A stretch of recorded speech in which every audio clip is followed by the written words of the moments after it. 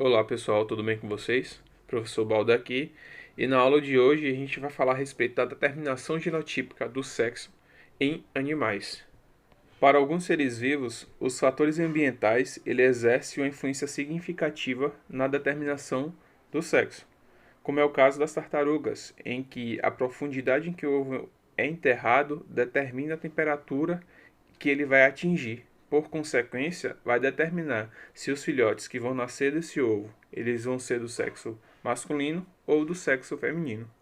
No entanto, para a grande maioria dos outros seres vivos, os fatores genéticos exercem uma influência bastante significativa na determinação do sexo.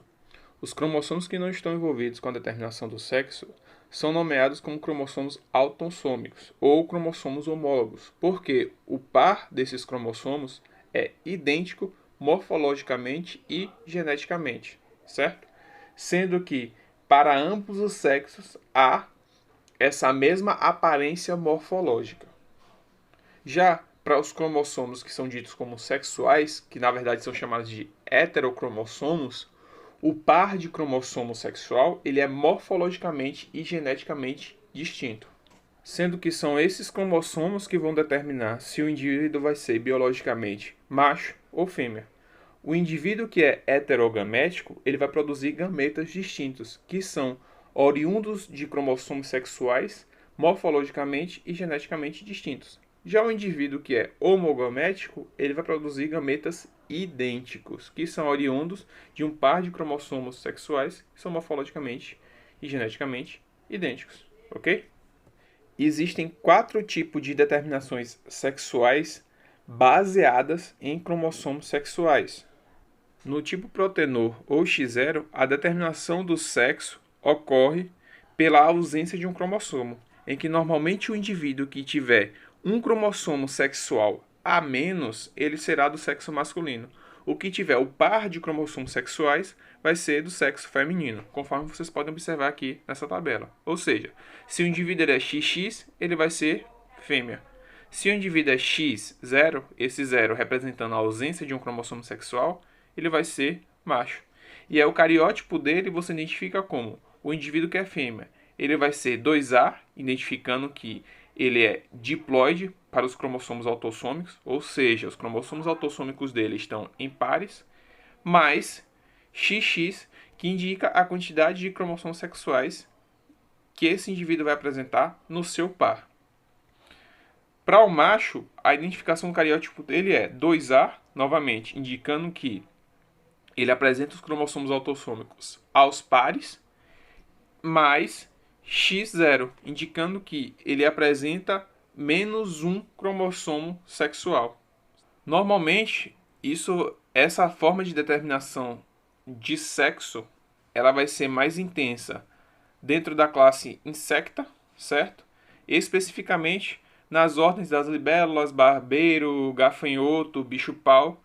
Inclusive foi a partir de um gênero de gafanhoto chamado Protenor, que foi o primeiro indivíduo a identificar esse tipo de padrão de determinação de sexo, que acabou dando esse nome um tanto diferente, ok?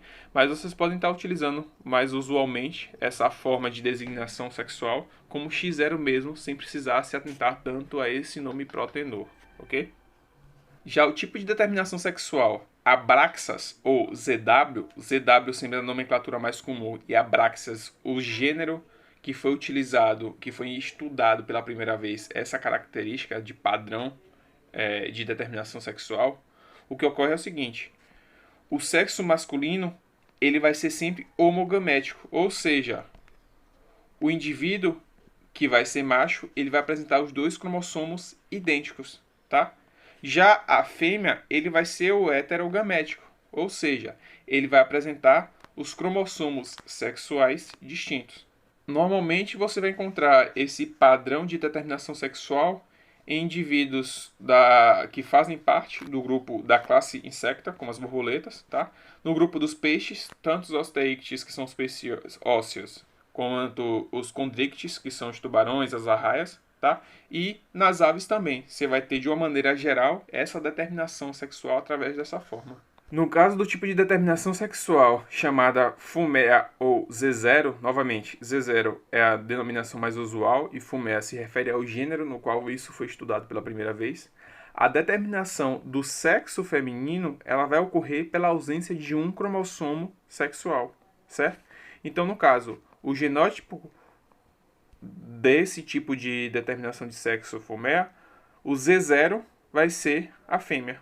E o macho, ele vai ser um homogamético. Ele vai ter os dois cromossomos sexuais idênticos. Esse tipo de determinação sexual, ele vai ocorrer em específico nos galináceos, que faz parte do grupo das galinhas, de uma maneira geral, tá?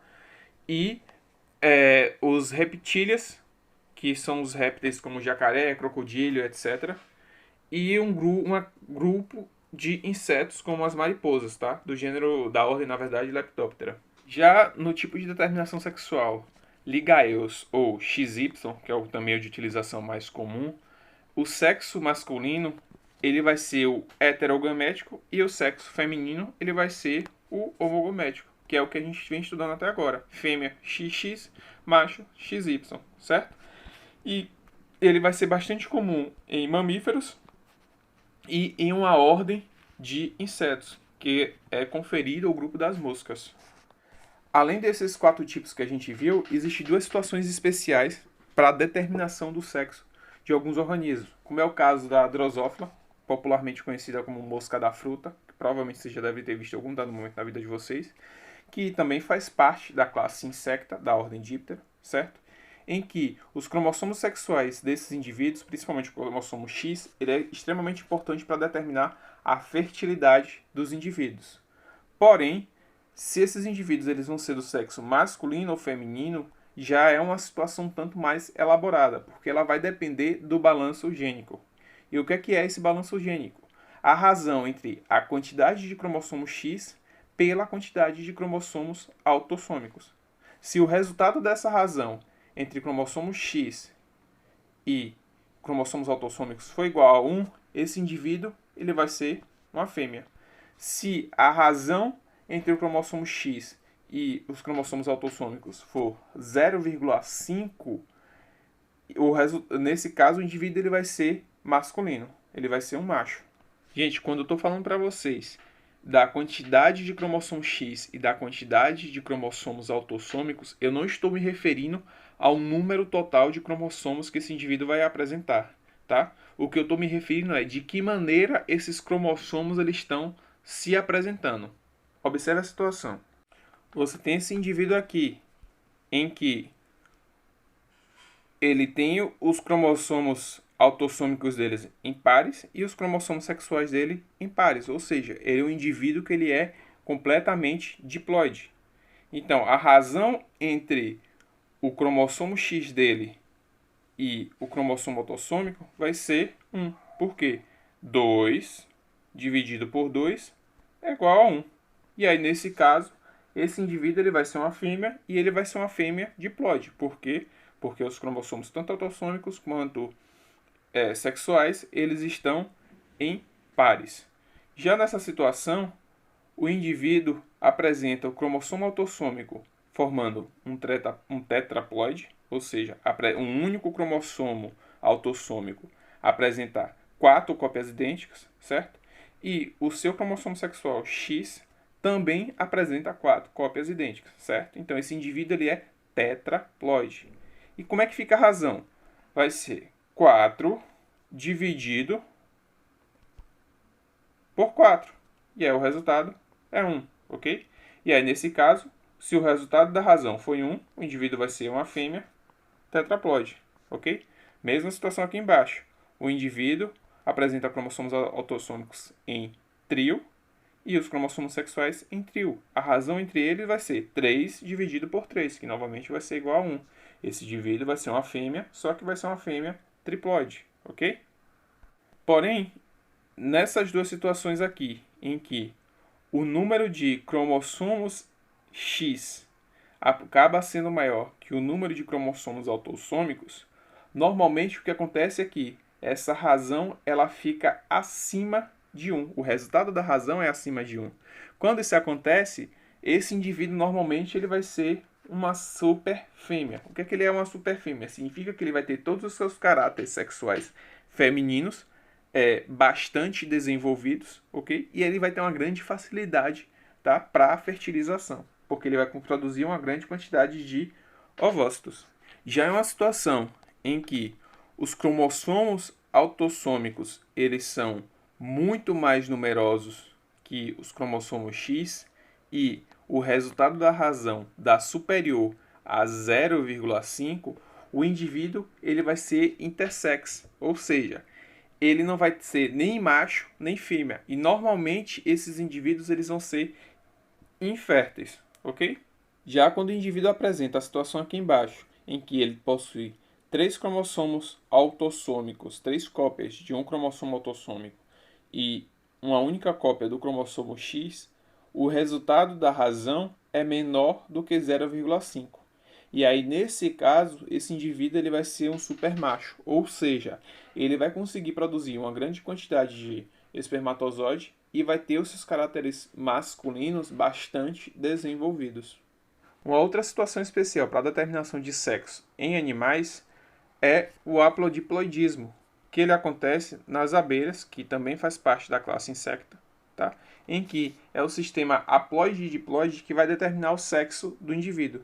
De que maneira isso acontece?